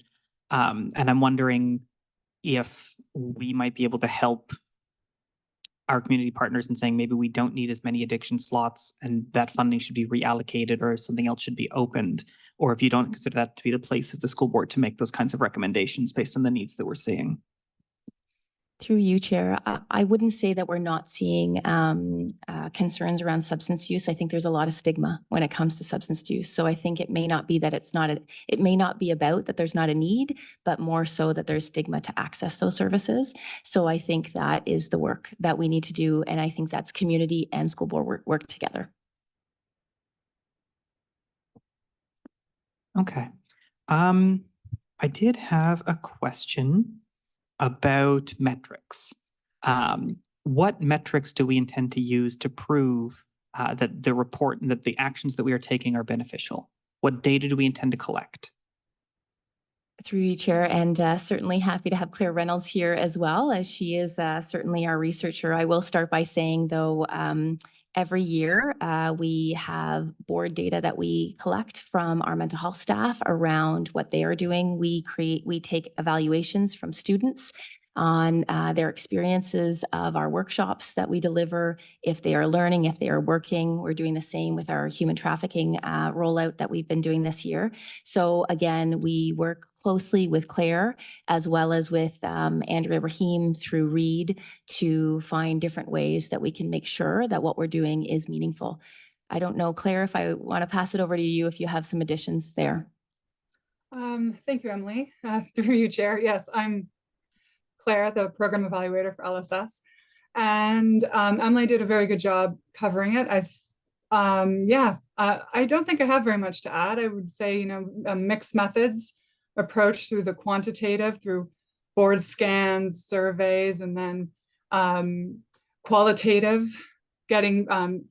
speaking to the stakeholders and the students and the staff and the professionals that support the students as well is also very important to get. And and it really depends. And I think the methods that we choose really depend on the success indicator we're trying to measure and then the outcomes that are attached to that. So it will the way we approach it will vary depending on what specific aspect we're looking at. Thank you. If I may add, Trustee Evans, one piece that I will say is that many of our practices are evidence informed already. So we are using programs that have been studied and researched. When we are starting a new program, however, that's when we are very intentional about bringing Claire into the fold to do research and evaluation on, do we know that this program is working? So an example of that I would say is the power of language, which many of our mental health, our identity specific mental health staff are running. So we're pulling Claire in to look at a pre-post survey. And even looking 6 months down the road, do we still see that there's impact to this work? So we are trying to be, again, really intentional in that. Okay. You've talked a little bit about awareness, mental health awareness. I hesitate to say that most of our students, if not all of our students, are aware of the concept of mental health. And I'm wondering if you could speak to how much of your time and resources are being spent on awareness versus how much of your time and resources are being spent on addressing mental health. Through you, Chair, I would say that students are aware of mental health. They don't necessarily feel that they can talk about it. They certainly struggle to understand, not struggle to understand, I shouldn't say that, but what they talk about stigma and what kind of gets in the way, the barriers. What I would say is a lot of our programs really do focus on coping skills and pathways to care. So the programs that we're spending a lot of our time in, that upstream work, is around what are the skills that I can use to manage when I'm feeling overwhelmed, and what are those other resources that I can use if needed. Because even help-seeking behavior, that's a skill, and it's a challenging one sometimes to be able to come up with the words to say, I need that support. So I would say that we are spending time specifically in those skills because we know those can be a challenge for some of our students. So to be clear, when you've written, you're talking about mental health awareness, what you're talking about is destigmatization, not making people aware of the concept of mental health. Exactly. Okay. Those are all of my questions. Thank you. All right, thank you, Trustee Lara. Trustee Jenkins. Thank you, Chair. I think my question is, again, who, where, how, and why for students or their family members seeking support. Usually their attendance is a sign, it's a key indicator, if there's a challenge or if they're consistently late. Where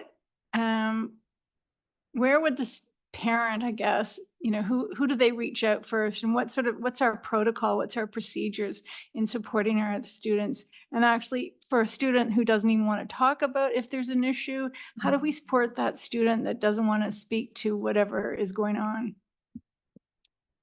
Through you, Chair, thank you for the question. So what I would say is we do education with educators around what to look for, and some of that is around a change in baseline. So if we see changes in student behavior, that's when we kind of start to think about, what do we need to check in with that student. So I would say those are things that we look at. You're right. It's changes in attendance would be one of those things as well. And that is a really important flag for, a wondering about how a student is doing. So I think that educators do a really wonderful job of reaching out, making those calls. You haven't been in my class for a little while, calling the student, calling the family. And then if that doesn't work, our administrators certainly do that follow-up as well. It's about those caring relationships and those check-ins that are key to that. What I would say is once we're beyond, again, the educator, the administrator, then they know administrators are wonderful at linking to the mental health supports. They work so closely with our mental health staff to be able to provide students with the resources that they need. Having said that, the one thing I will say is that, what we know is that a really positive relationship is what most students truly need, right? Someone who really shows up for them, someone who really cares for them. And again, I think, my husband's an educator. I have a lot of faith in educators. I think that they do a really wonderful job of building those relationships. And that really is the foundation of this work. You asked another question, Trustee Jenkins, and I apologize if you can repeat that question. Well, I guess just the last part was, if the student doesn't want to talk about it, so you can't really reach that challenge, like how do we support those students?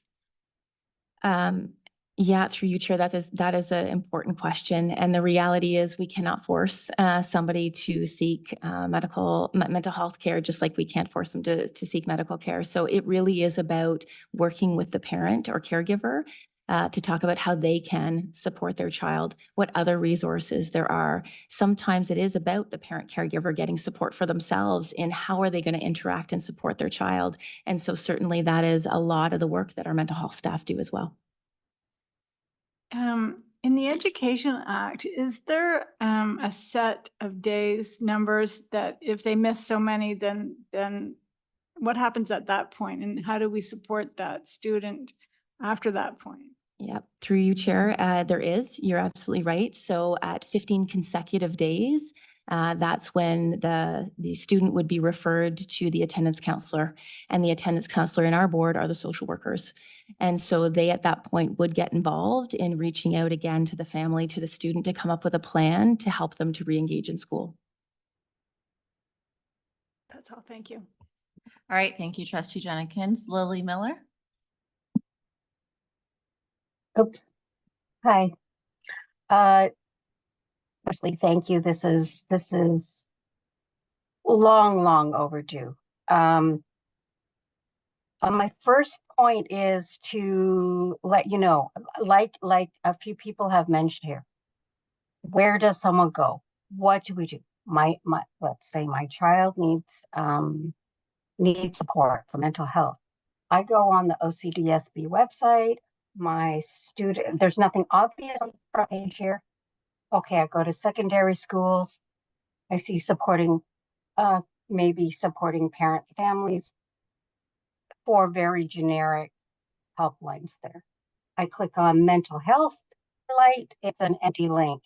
I go to like the school in my area, Sir Will, well-being, again, very generic links. We're in a time now where like as parents, this is what I personally have done too. Like we go and we try to seek help and it's not readily available. That's just an issue that maybe you guys can look into. It is a time where people look up things on the internet. So if that can be readily available, that's maybe, the first step in getting information out there. My question is, so I looked on the mental health strategy document there, and it says, consultations, you consulted with the ACE committee, PIC, SIAC. I don't see the Indigenous Education Committee consultation there. I don't recall that. And what specific strategies are you looking at for Indigenous students and families? Thanks. Through you, Chair, thank you for the comment and question. I do just want to first address the comment and thank you for that. We did build on the website mental health pages. Specifically, there is one that is Mental Health Parents in Action. And there would be last year, I was writing a monthly message to parents. And so that was going out through the newsflash, and it is posted on the website. We also post all of our parent caregiver recorded speaker series. They also can be found on the website. We also created a Student in Action mental health page where this year the Youth Action Committee on Mental Health is writing a monthly message by Youth for Youth that is going out, and it is posted there, and we are sending that out through emails, and we also created in the staff portal. So thank you for the comment. Certainly, I think we'll have to review maybe how folks find that, because we were really intentional about working on those sites, both for staff, for parents and caregivers, as well as students. Your question around the consultation, you are right that we did not go to IEC. That was a conversation that was had with Superintendent Smith at the time, as well as our Principal of Indigenous Education. At that time, I don't want to speak for them, but I had provided the information.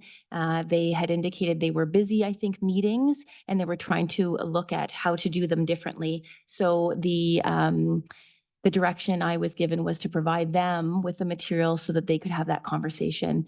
Certainly, I'm always happy to come back if that would be beneficial as we move forward. In terms of what are we doing to support Indigenous students and families, I would say we have done significant hiring. We have 2 social workers that work with in the Indigenous population, and they do incredible work, both individual work and across the district.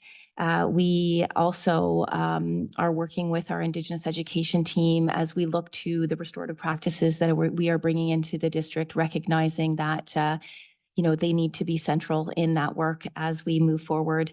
We also have worked with some community partners to look at how we can do further partnerships to do our human trafficking work. So certainly what I would say is working closely with Indigenous education team has been key in all of the work we do and will continue to do as we move forward.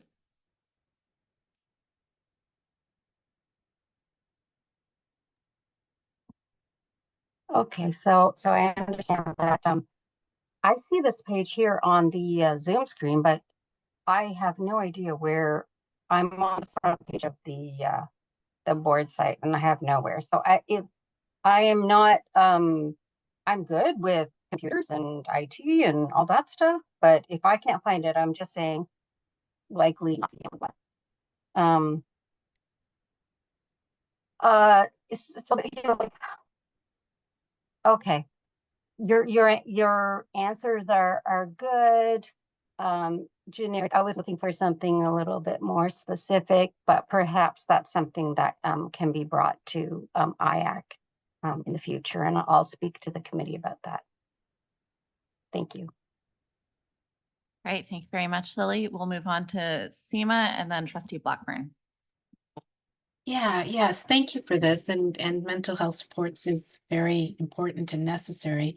I was thinking of scenarios because I'll start with, we know that equity groups, racialized and Indigenous and Black, students with disabilities, 2S LGBTQ, they have lower success rates, like they tend to not complete high school. I start with that because I think some of the harm, the mental health harm, is caused in school, right? Racism or ableism and so on. And so I just want you to speak to that. How do you address that? So you have a student who's being caused harm, right? And so they may disengage because they're not being listened to or supported. And I did hear that you're taking a trauma-informed approach. So my second question will be, what does that look like to you? How do you deal with those kinds of issues? And how do you measure that, right? So, thanks. Through you, Chair. Thank you for the question. So what I would say is last year we spent quite a bit of time and doing training on equity center trauma-informed education. I worked closely with Jacqueline Lawrence. We did sessions at operations meetings, superintendency meetings. We created professional development day focused on that work.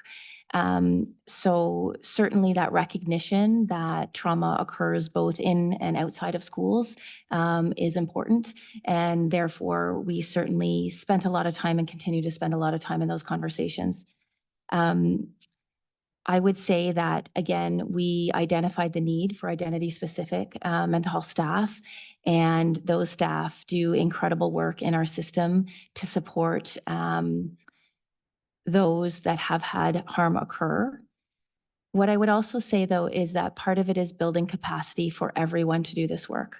I think we also need to recognize that our identity-specific staff can't hold this work alone and that this is all of our work to do.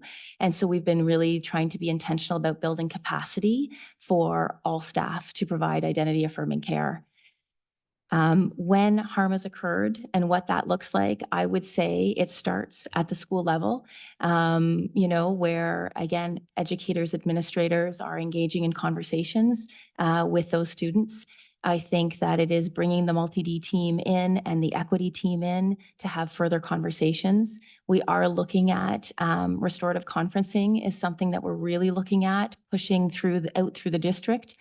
Because that really is about both accountability when we cause harm for others and that healing process of being able to talk it through and repair. Because at the core, that's what we need to do, is find ways that we can kind of come together as a community. I think you asked the question of how do we start and how do we come at this from a trauma-informed lens? And what I would say is that we start with curiosity, and we start with compassion, and we start with humility. And at the core, that needs to be our starting point for all of what we do. Okay, so I appreciate your answer. I think some students do fall through the crack a lot. That's why we still see the same statistics. For me, the matrix will be one of the things will be when we start seeing when the disproportionate non-success rates stop, like that's when students are feeling safe to finish and move on to the pathways that they may choose. With respect to the trauma-informed approach, I hear when you say curiosity and things like that, but for me, I thought the trauma-informed principles were around safety, right? Trustworthiness. And I think you mentioned trust being a really important thing, and transparency, peer support, collaboration, but also empowerment, right, of students, and of course the cultural and equity considerations in taking the trauma-informed approach. I hear that I really like you're trying to say that capacity needs to be built right starting at the teacher and the staff in the school. That's very important.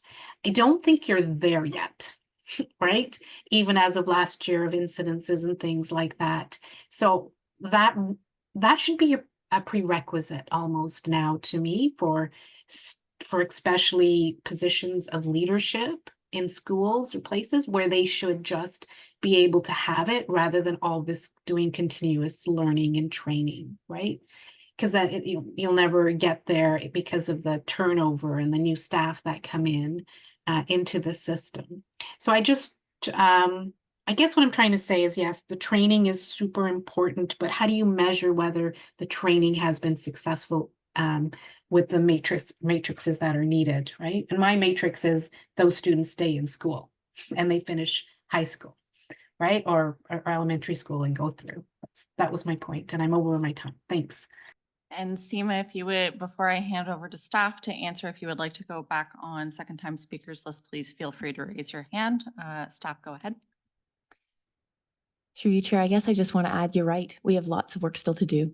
Without a doubt, there is a long road ahead of us. I think that we are on the right path, and I think we need to continue to do this work day in, day out, and work again collectively. This is, I think one of the things I would say is similar to equity work, mental health work is all of our work, right? And we all need to work together to get there.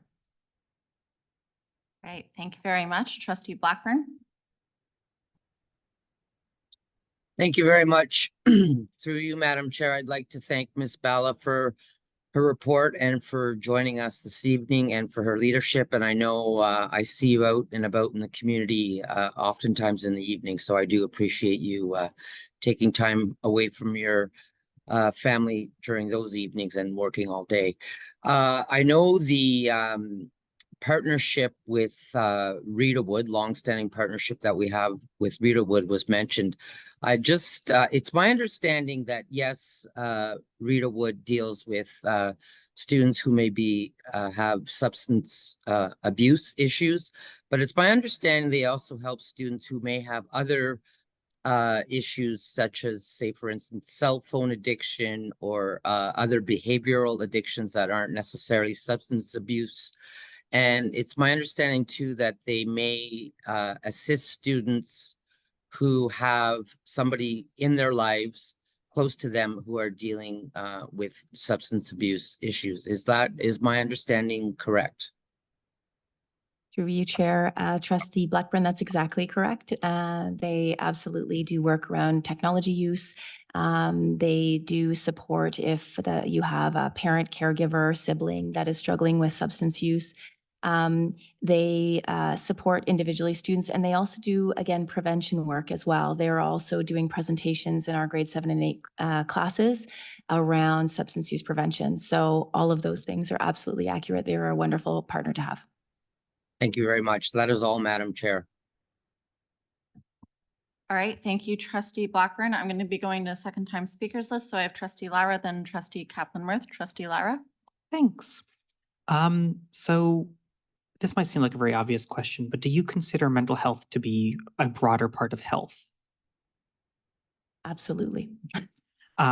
So the reason I asked that is I want to say April 2022, the board had a conversation about our safe schools policies and parental involvement in students who are struggling with addiction, and whether or not it would be better to make it a mandatory requirement to inform parents and guardians, or whether or not it should be up to the student to decide whether or not their parent or guardian should be involved. I'm wondering if you have thoughts on whether or not you think all parents are going to take students struggling with mental health and addictions concerns with the same empathy first approach that the school board might. Through you, Chair.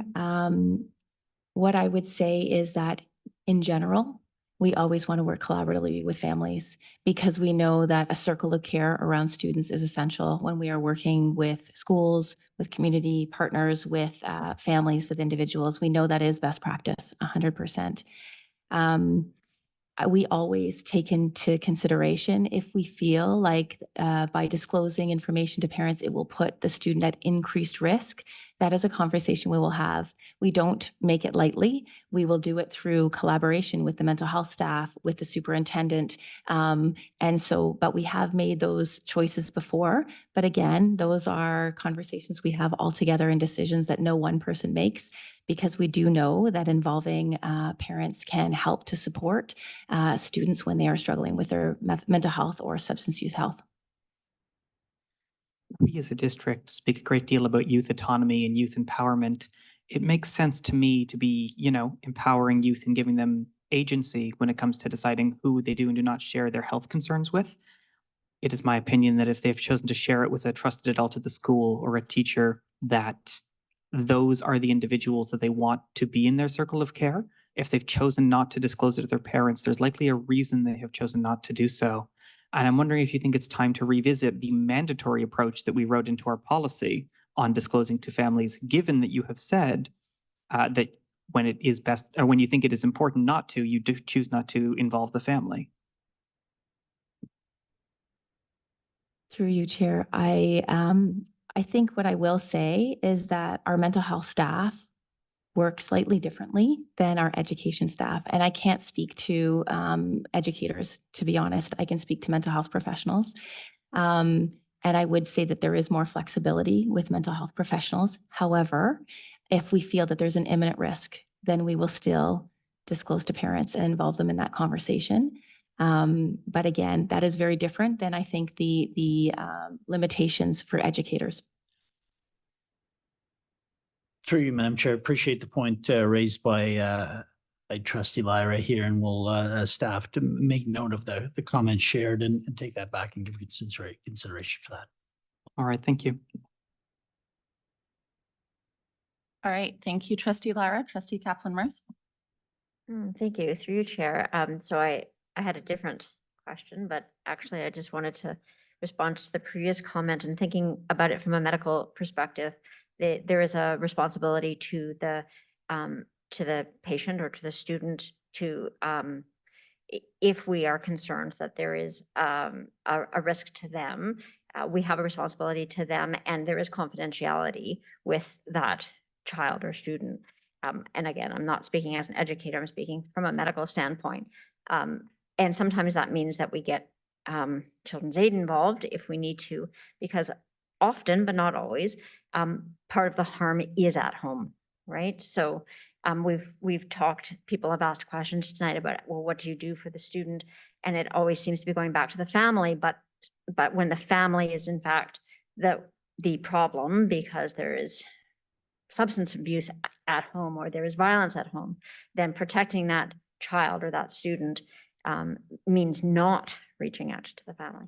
Anyway, just putting that out there because I agree with Trustee Lyra. There are many situations in which it may in fact be the family that is the source of the stress, and in terms of identity issues for 2S LGBTQ children and youth, that's an issue, and for children who have violence at home and so on. But my actual question was around the comments in the report that state that, research shows that the most significant determinants of health are social inclusion and freedom from violence and discrimination.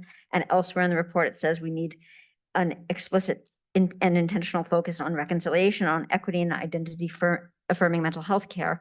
All of the examples that you use are Black, Indigenous, sometimes to us LGBTQ, but never Jewish students. So though I am perpetually in a situation of having to raise this, there is no voice that is included in that. And I think that what we've seen, what we've witnessed is that there are lots of students whose mental health challenges are not being addressed when their mental health is actually being harmed at school, as another, as Lily Miller said earlier, when harm is happening at school, but there isn't actually a mechanism to record that. So when we say, well, the data shows, mental health issues have gone down, have they? Because we've heard from Jewish students, we've heard from other students that there are significant issues that haven't been addressed, and I don't know where that would be picked up in the data. Before I hand it to staff on that side, I believe the director would like to respond as well. Through you, Madam Chair, I appreciate the comment from Trustee Kaplan-Murth, and I guess two comments. One is, in previous reports, be it in related to equity matters or human rights cases, instances, issues, we do understand the need for a more global tracker that takes account of, regardless of where the issue was brought to or how it was resolved, that we have a greater overview of all the issues taking place. I guess my comment to that too is sometimes I understand that those issues or those conflicts or those concerns, worries may cause mental health issues of concern. And sometimes I understand they don't. It's a point well noted. And when we look at the global tracker piece for some of the issues that we were talking about in previous reports, we'll keep this in mind. I understand that what our students are experiencing. We heard a delegation tonight of some of the concerns do play out in their mental health and wellness as well. So a point well noted, and I appreciate staff may have other comments, but I do understand that some of our work ahead is a more global tracker on the full array of the issues that we're experiencing as an organization. Thank you, Director. And through you, Chair, the piece that I would add is that we are working incredibly closely with the equity coaches. And so we are meeting biweekly, having constant conversations around how can we do differently? What do they need? How can we support from like a mental health staff to, support and do more partnership work? So I would say we spend a lot of time with Brian and have many conversations. And so again, but noted that is an ongoing piece that we need to continue to talk about. Okay, thank you. I just think that it needs to be reflected in reports. There needs to, when we're listing equity seeking groups, when we're listing the students who are reporting the highest rates of distress, Jewish students are never listed. All right, thank you, Trustee Kaplan-Murth. Trustee Scott? Thank you. I think this is a really important issue because it goes to what I've been trying to preach for the last while about the need to consider not just the academic achievement aspects when we are evaluating whether any particular group is somehow being treated inequitably, but also we need to be assessing and measuring and evaluating the well-being part. And because we have groups that may be doing just fine academically, but they are inequitably served in terms of supporting their well-being. We have other groups, we may be serving them just fine in terms of their well-being, but we are not adequately supporting them in terms of the academic achievement end of things. And so I think it's really important to start collecting some of the data and paying more attention, because well-being is just as important to student success as the academic piece.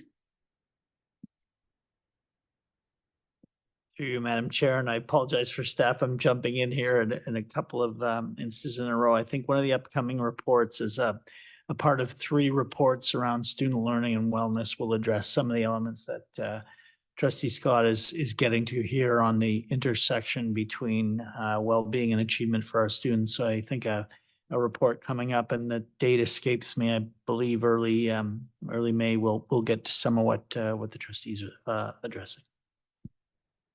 Through you, Chair, I was actually going to say that we are working with Andrea Rahim, and so many of us have come together to do that report. So I agree, there are pieces coming your way, and at the same time, it is something that we continually need to reflect on. I certainly can speak from a mental health standpoint.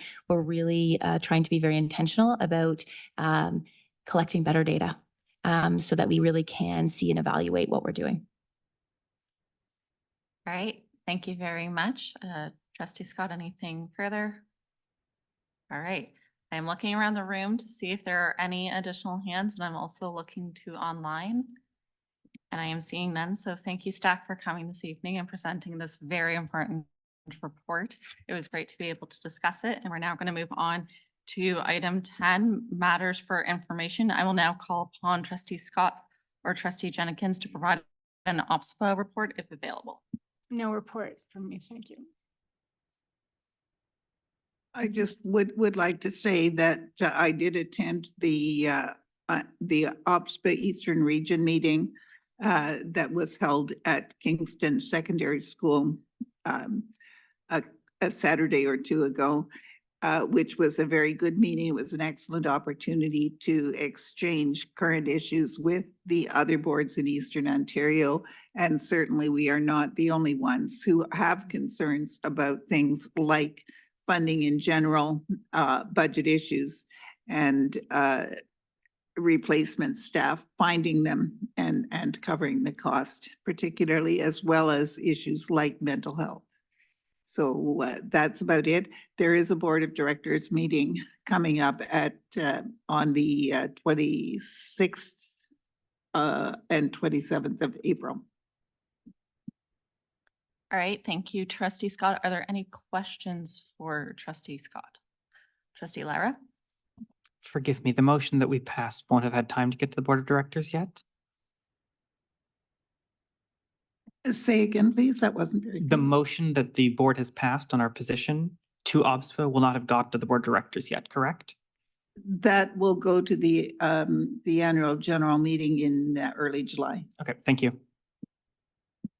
All right, thank you very much. I'm looking around the room to see if there are additional questions.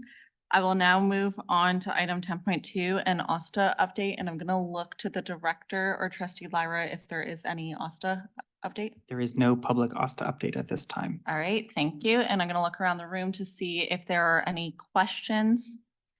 All right, seeing none, I'm going to move on to item 11, new business. Is there any new business items? I am seeing none. So I now declare this meeting adjourned. Have a great evening, everyone.